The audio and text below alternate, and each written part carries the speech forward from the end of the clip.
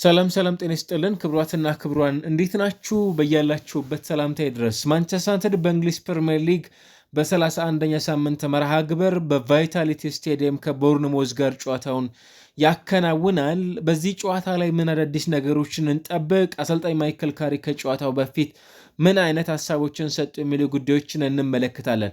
እንደ ሁልጊዜ ሁሉ ላይክ፣ ሰብስክራይብ፣ ሼር በማድረግ አብራችሁኝ እንድትሆኑ በአክብሮት እጋብዛለሁ። በቀዳሚነት ከቀረቡላቸው ጥያቄዎች መካከል አንዱ የሊዛንድሮ ማርቲኔዝ ጉዳይ ነው። ይሄ የተከላካይ ስፍራ ተጫዋች በቅርብ ጨዋታዎች በማንቸስተር ዩናይትድ በኩል የተመለከት ነው የሚገኝ ተጫዋች እንዳልሆነ ይታወቃል። ታዲያ መቼ ወደ ሜዳ ይመለሳል የሚል ጥያቄም ጭምር ቀርቦላቸው እንደነበረም ጭምር የሚታወቅ ነው።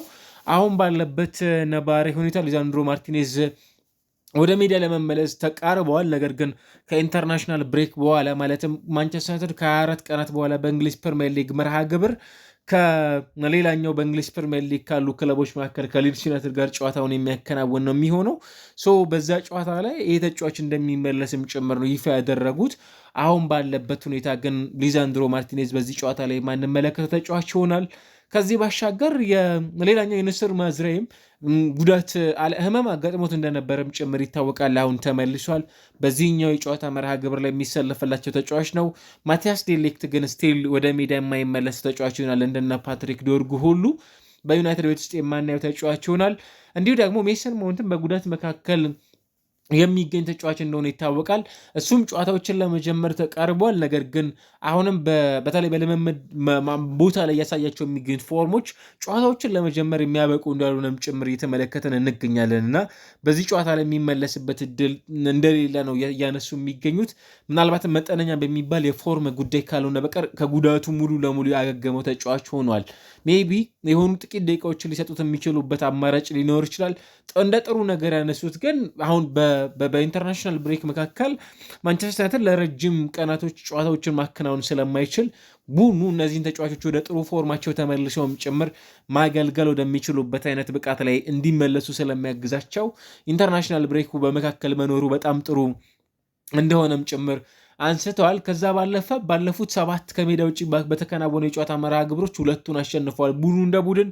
ይሄኛው አንዱ ማንቸስተር ዩናይትድ በኦልድ ትራፎርድ እና ከሜዳ ውጭ እያከናወናቸው በሚገኙ መርሃ ግብሮች በሜዳው በጣም ጥሩ ፎርም እያስመለከቱን ከሚገኙ ክለቦች መካከል አንዱ ነው። እሳቸውም ብለዋል በሜዳችን ጨዋታዎችን ማሸነፍ እጅግ በጣም አስፈላጊና ጥሩ ነገር ነው የሚል ሀሳባቸውን አንስተዋል።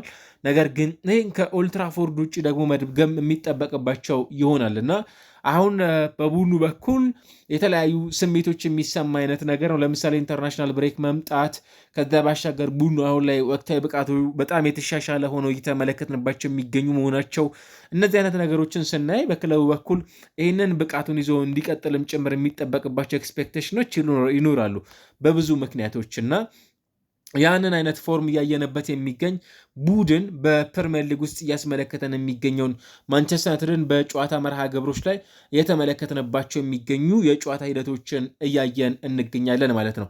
ታዲያ በእነዚህ የጨዋታ መርሃ ግብሮች ማንቸስተር ዩናይትድ ከቦርንሞዝ ጋር በሚያከናውኑ የጨዋታ መርሃ ግብር ላይ ምን አዳዲስ ነገሮች ይኖሩታል የሚለው ጉዳይም ጭምር ሌላው ከሚጠበቁ የጨዋታ መርሃ ግብሮች መካከል በቀዳሚነት የሚነሳ ነው። ቦርንሙዝ ባለፉት 5 የሊግ መርሃ ግብሮች ከማንቸስተር ዩናይትድ ጋር ባደረጋቸው ጨዋታዎች ሽንፈትን አላስተናገደም። በ2ቱ አሸንፈው በ3ቱ አቻ ወጥቷል። ምናልባት ወደኋላ መለስ ካለን በጣም ረዘም ላሉ ጊዜያቶች ሊሆኑ ይችላሉና እንግዲህ ባለፉት 13 መርሃ ግብሮች ቡድኑ 5 ጎሎችን ማስቆጠር ችሏል። ይህም የተሻለ ሊሆን ይችላል። ማንቸስተር ዩናይትድ በአንጻራዊነት ደግሞ ባለፉት 8 ከሜዳ ውጭ ካከናወናቸው የጨዋታ መርሃ ግብሮች በ2ቱ ብቻ ነው ሽንፈትን ያስተናግደው። 4ቱን አሸንፏል፣ 2ቱን ያቻ ውጤት አስተናግዷል እና ይህም ጥሩ ስታቲስቲክስ ያለው ቡድን ያደርገዋል። ራሱ ቦርንሞዝን በተመለከተ ካለፉት 4 በዕለተ አርብ ካከናወናቸው የጨዋታ መርሃ ግብሮች 3ቱን አሸንፏል። አርብ የሚያደርጋቸው የጨዋታ መርሃ ግብሮች ለቡድኑ በጣም ወሳኝ ናቸው ነው። በዚህ ውድድር ዓመት የመክፈቻ ጨዋታ መርሃ ግብርም ጭምር ከሊቨርፑል ጋር የነበረውን የጨዋታ መርሃ ግብር ልናነሳ እንችላለን። 4-2 በሆነ ውጤት ሽንፈትን ያስተናገደበት ጨዋታ ነበር። በዩናይትድ ምን አይነት ውጤት ሊኖረው ይችላል የሚለው ጉዳይም ጭምር እንጠብቃለን። ማንቸስተር ዩናይትድ አንድ ጨዋታን አሸንፏል። ባለፉት 5 መርሃ ግብሮች ከሜዳ ውጭ በዕለተ አርብ ካከናወናቸው የጨዋታ መርሃ ግብሮች ይህም ከ2015 ከቪላ 1-0 ካሸነፈበት ጨዋታ በኋላ እስካሁን ድረስ ካከናወናቸው ጨዋታዎች እንዳንዱ ሊነሳ ይችላል። 2 አቻ 2 ሽንፈትን ያስተናገደበት የጨዋታ መርሃ ግብር ሊሆን ይችላል። እንዲሁ ደግሞ ማይክል ካሪክ ይህንን ቡድን ከተረከበ በኋላ ከጃንዋሪ ወር ወዲህ ማንቸስተር 7 ጨዋታዎችን አሸንፎ በርካታ ነጥቦችን የሰበሰበበትም አጋጣሚ ሆኗል። ወደ 22 ነጥቦችን መሰብሰብ የቻለ ጭምር ቡድን ያደርገዋል በዚህኛው የፕሪሚየር ሊግ መርሃ ግብር። ይሄ ብቻ አይደለም። ባለፉት በዩናይትድ በኩል ብሩኖ ፈርናንዴዝ ባለፉት 8 ጨዋታዎች ከቦርንማውዝ ጋር በተከናወኑ ጨዋታዎች በ8 ጎሎች ላይ ተሳትፎ አድርጓል። 4 ጎሎችን አስቆጥሮ 4 ለግብ የሚሆኑ ኳሶችን አመቻችቶ ማቀበል የቻለ ተጫዋችም ጭምር እንደሆነ የተመለከተ ነው የምንገኘው። ከዛ ባለፈ ባለፉት 5 ጎሎች ሲቆጠሩ በዚህ ውድድር ዓመት ብሩኖ ፈርናንዴዝ ለምሳሌ ካዝሜሮ ጎሎችን ሲያስቆጠር በብሩኖ ፈርናንዴዝ አማካኝነት አሲስት የሚደረግለት ተጫዋች መሆኑንም ጭምር እያየን ነው። ራሱ ብሩኖ ፈርናንዴዝ ባለፉት 3 የፕሪሚየር ሊግ መርሃ ግብሮች ላይ በእያንዳንዱ ጨዋታ ላይ 6 ከዚያ በላይ ቻንስ ክሬት እያደረገ የሚገኝ ተጫዋችም ጭምር ያደርጓል። ይሄ ከ2023 ዲሴምበር ወዲህ በትሬንት አሌክዛንደር አርኖልድ ነበር ከዚህ በፊት ይህንን ቁጥር የተመለከት ነው። ከዚያ ባሻገር ሌላ አዲስ ታሪክ እያስመዘገበ የሚገኝ ተጫዋችም ጭምር ሆኖ በፕሪሚየር ሊግ ውስጥ እየተመለከት ነው የሚገኝ ተጫዋች ነው። ለመጨረሻ ጊዜ ብዙዎቻችን የምንዘነጋ አይመስለኝም ዩናይትድ ከቦርንሞዝ ጋር ያከናወኑት የእንግሊዝ ፕሪሚየር ሊግ ጨዋታ ምናልባትም በውድድር ዓመቱ ከተመለከትናቸው እጅግ አስደናቂና የዓመቱ ምርጥ ጨዋታዎች መካከል አንዱም ሊባል የሚችለውን ጨዋታ እንደነበር ታስታውሻላችሁ። ማንቸስተር ዩናይትድ ከቦርንሞዝ ጋር ያከናወኑት ጨዋታ 4-1 መጠናቀቅ የቻለ በጣም ማራኪ የነበረ የጨዋታ መርሃ ግብር አንቷን ሴሜኞ አሁን በሲቲ የሚገኘው ኢቫን ኒልሰን ታቨርነር ክሪውፕ ያስቆጠራቸው ጎሎች እንዲሁ ደግሞ በዩናይትድ በኩል አማድ ካዝሜሮ ብሩኖ ፈርናንዴዝ እንዲሁ ደግሞ ኩኛም ጭምር ያስቆጠሏቸው ጎሎች በጨዋታ ላይ እጅግ ማራኪ የሚባል የጨዋታ መርሃ ግብር እንደነበር ታስታውሳላችሁ። ዩናይትድ 25 ሙከራዎችን ያከናወነበት ጨዋታ ነበር በዛ የጨዋታ መርሃ ግብር ላይ። ከዛ ባለፈ 49 በተጋጣሚ ሳጥን ውስጥ የነካቸው ኳሶችም ጭምር ነበሩ። ምናልባት በዚህ የውድድር ዓመት በተመለከትናቸው የሩበን አሞሪም ቡድኖች ውስጥ ጥሩ ተስፋ የሚታይበት ፍንጭ የነበረው ቡድንም ጭምር እንደነበር የምናስታውሰው የጨዋታ መርሃ ግብር ነበር። ስቲል በዛን ሰዓት ላይ 3-4-2 አሊያም 3-4-3 የሚል የጨዋታ አቀራረብ የሚከተለውን ማንቸስተርን የምናይበት የጨዋታ መርሃ ግብር ነበር እና አሁን ግን ዩናይትድ በዚህ ጨዋታ ላይ ፍጹም ከዛ አይነት ወቅታዊ ፐርፎርማንስ አንጻር ተሻሽሎ የምንመለከተውም ጭምር ቡድን መሆኑን ደግሞ መዘንጋት የሚገባን ወቅት ላይ እንዳልሆነ ይታወቃል። ማንቸስተር ዩናይትድ በዚህ ጨዋታ ላይም ጭምር የተሻለ የሜዳ ላይ ፐርፎርማንስ ያሳልፋሉ ተብለው ከሚጠበቁ ቡድኖች መካከል በቀዳሚነት የሚነሳ ቡድን ያደርገዋል።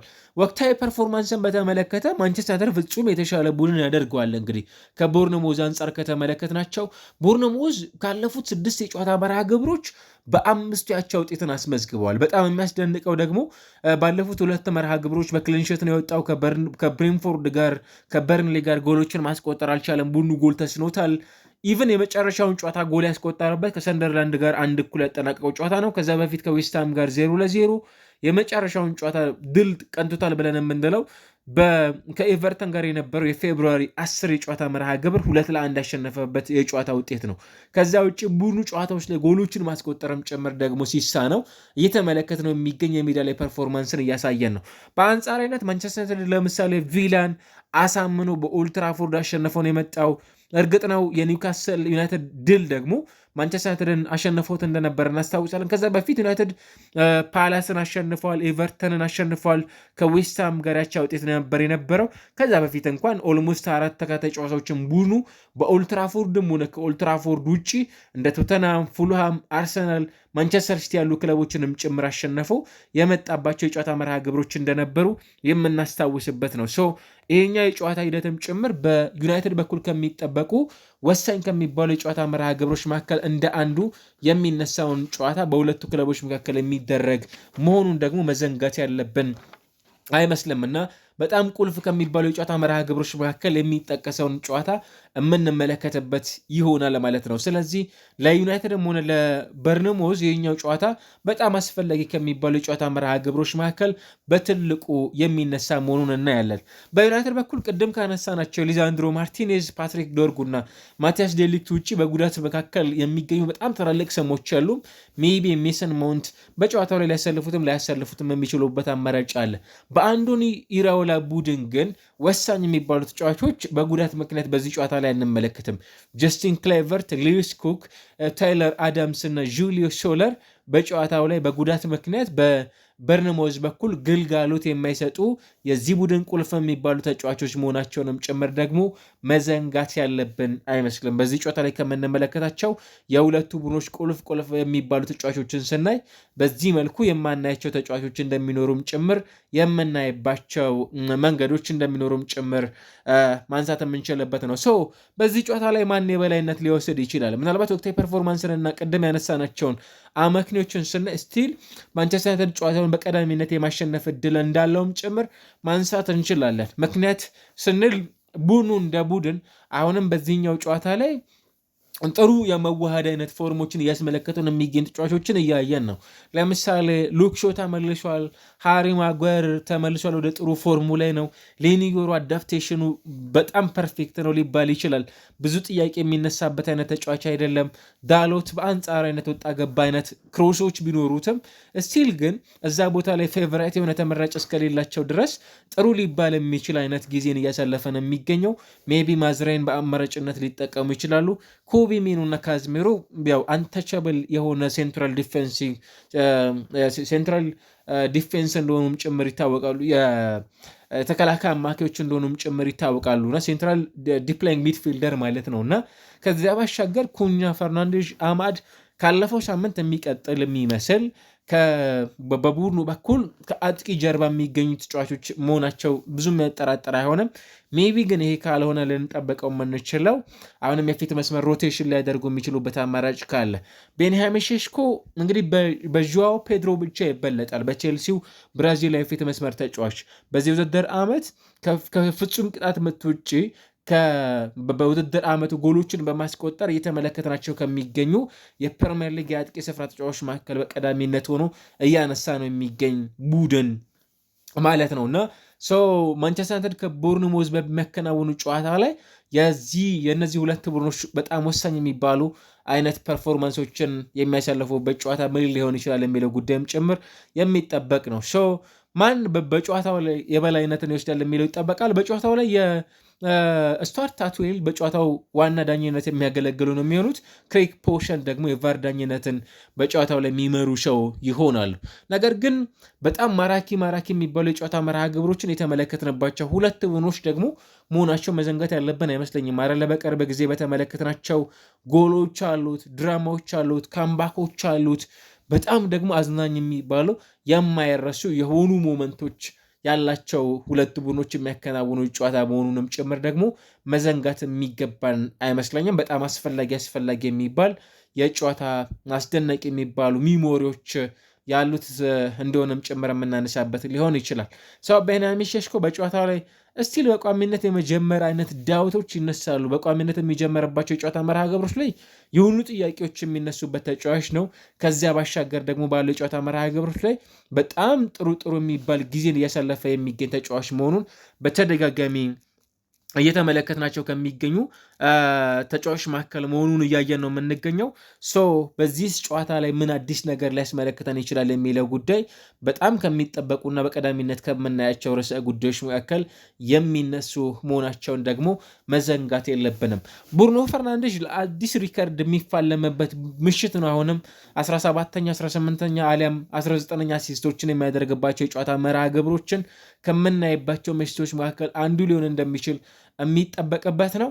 ከዚያ ባሻገር ማይክል ካሪክ ደግሞ መልሶ አሁን ካሉት የአውሮፓ ሻምፒዮንስ ሊግን የማሳካት ሰፊ እድል ካላቸው ቡድኖች መካከል አንዱ የሆነበትን እድል ማስቀጠል የሚችልበትን ውጤት ይዞ የሚወጣበት ምሽት እንደሚሆንም ጭምር ይጠበቃል።